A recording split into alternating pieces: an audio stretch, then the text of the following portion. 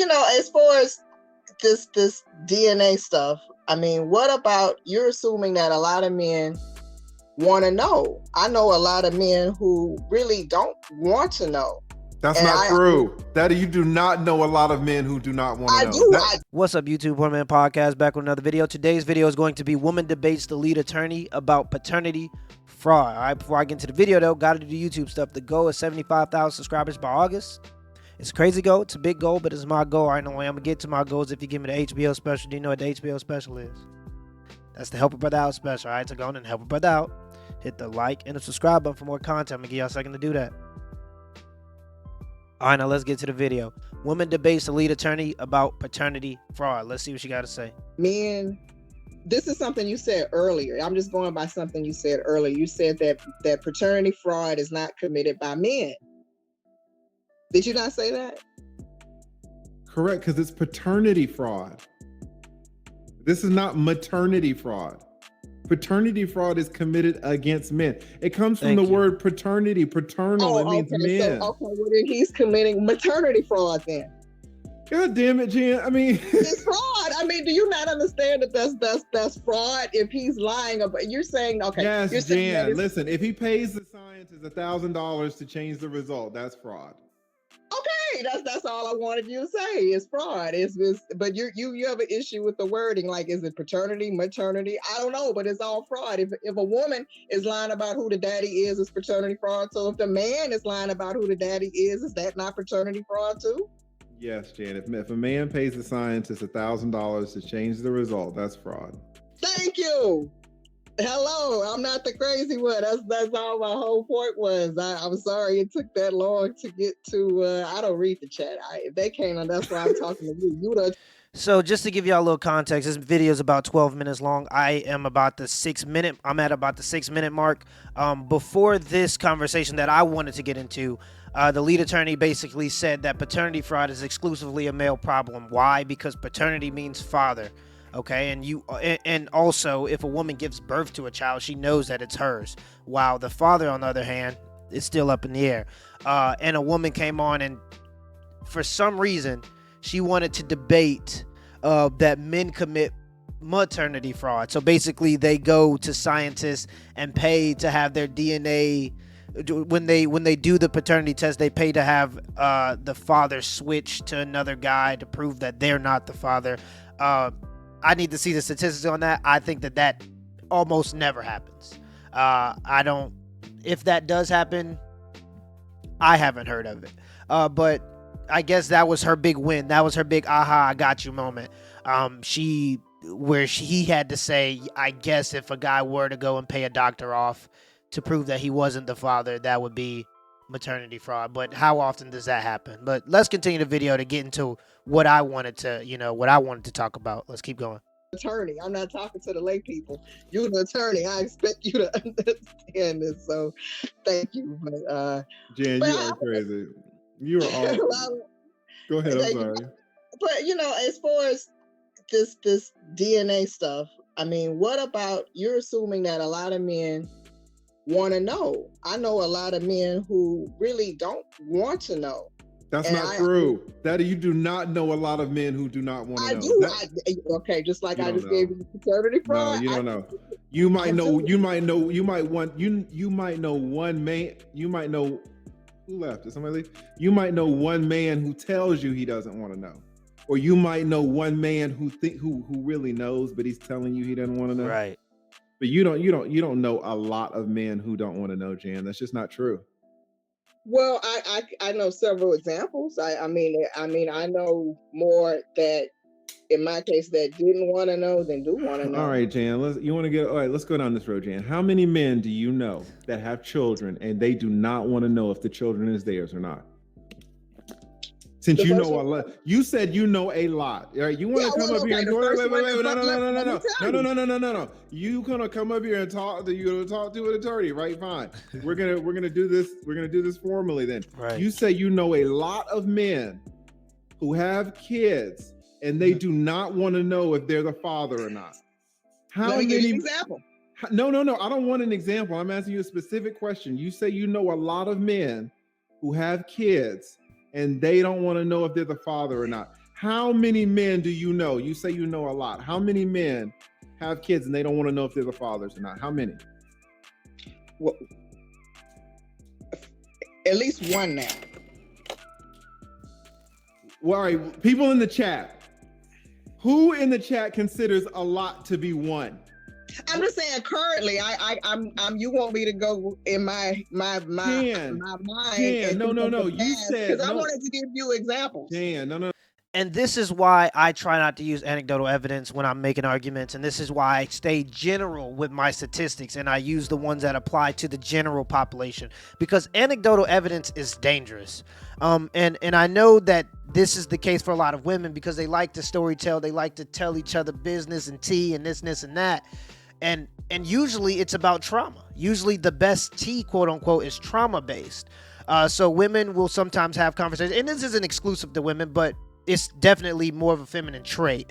But women will go and have these conversations, and their homegirls will have bad experiences with guys, and then they might know 2 or 3 homegirls that have bad experiences with guys, and now it's all men are trash. You get what I'm saying? Because of that small sample of people that their friends have dealt with. All right, and just because guys aren't good to you, or just because the guys you've dealt with are bad, doesn't mean that all men are bad. And you're the common denominator to that equation.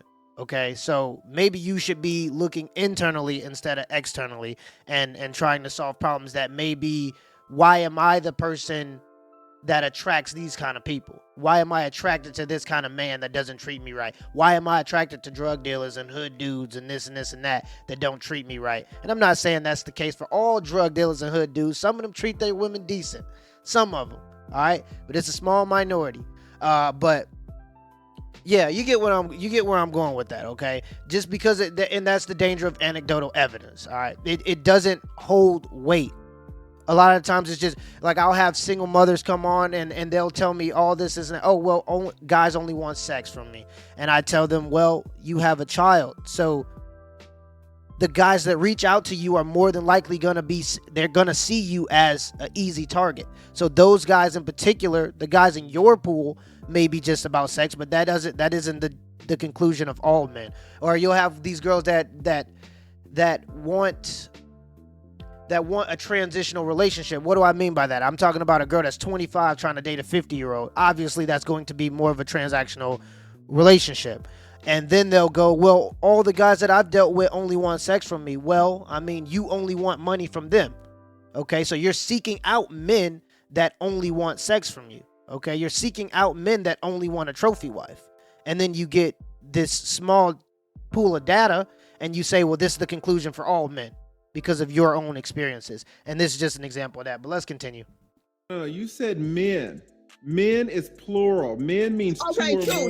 Okay, I just thought of 2. Like I said, I could sit here and think of a lot if I just sit here and think, but I was about to give you the examples, the real examples, but 2. Now I just thought of 2. I know of 2. Well, 2 is not a lot, is it, Jan? No, but okay.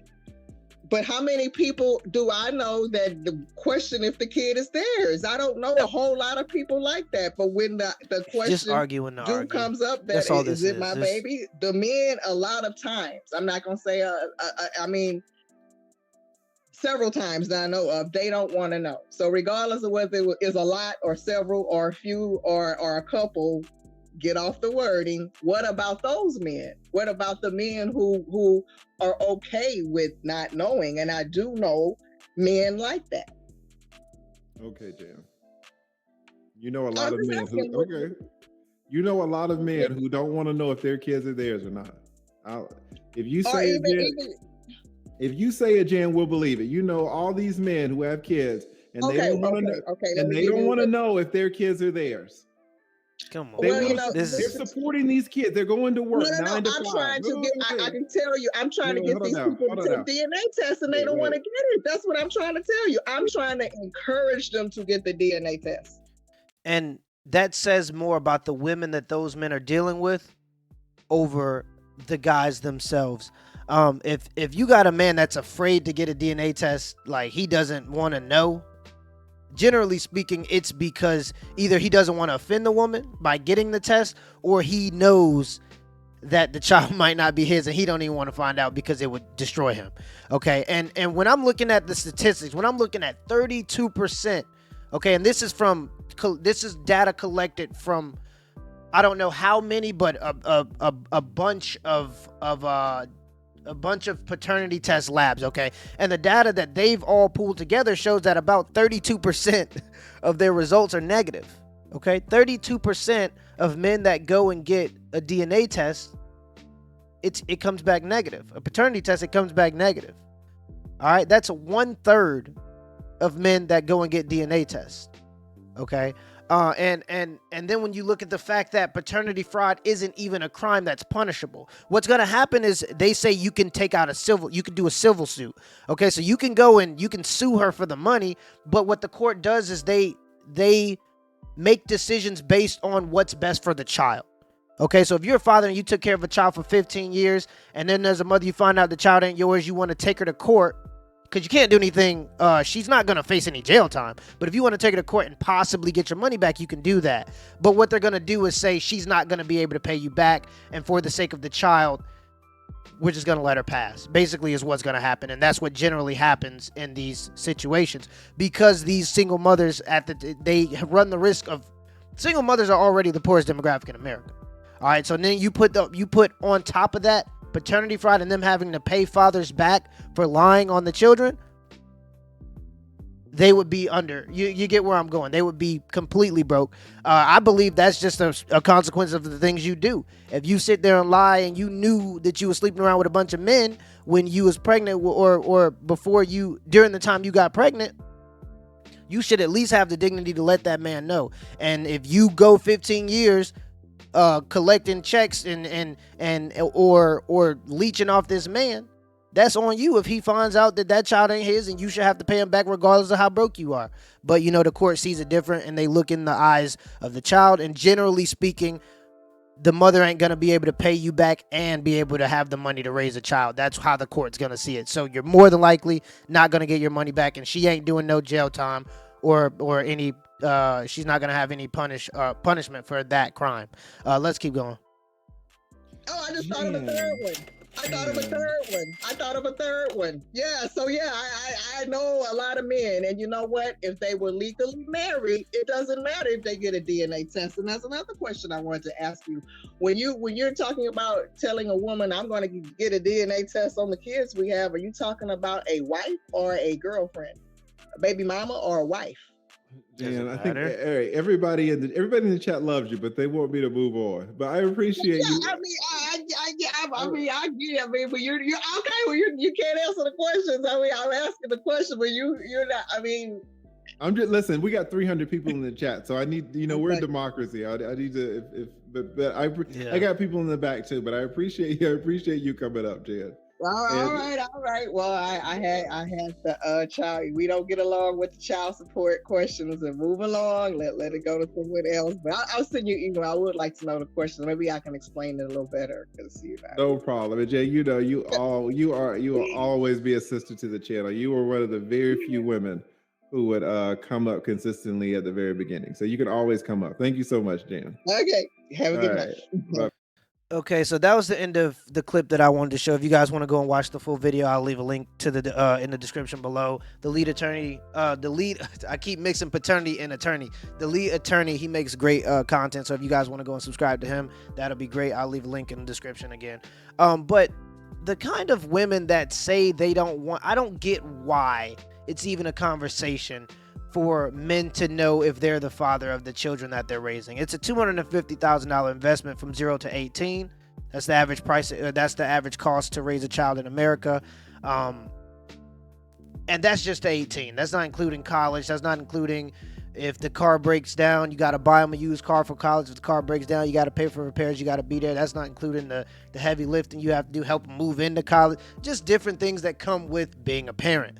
All right, and the fact that we're even having a conversation as to if a man should have the right to know if he's the father of a child is absolutely ridiculous to me. If we have that technology in the modern age to make that possible, why wouldn't that be a thing? Especially if we're expecting men to protect and provide to protect their legacy, and it just doesn't make sense to me that we would even have this conversation. And to any woman specifically that wants to talk about men shouldn't deserve paternity tests, it's absolutely ridiculous. And it really puts to question them as a person. Like, what do you have to hide? Till next time.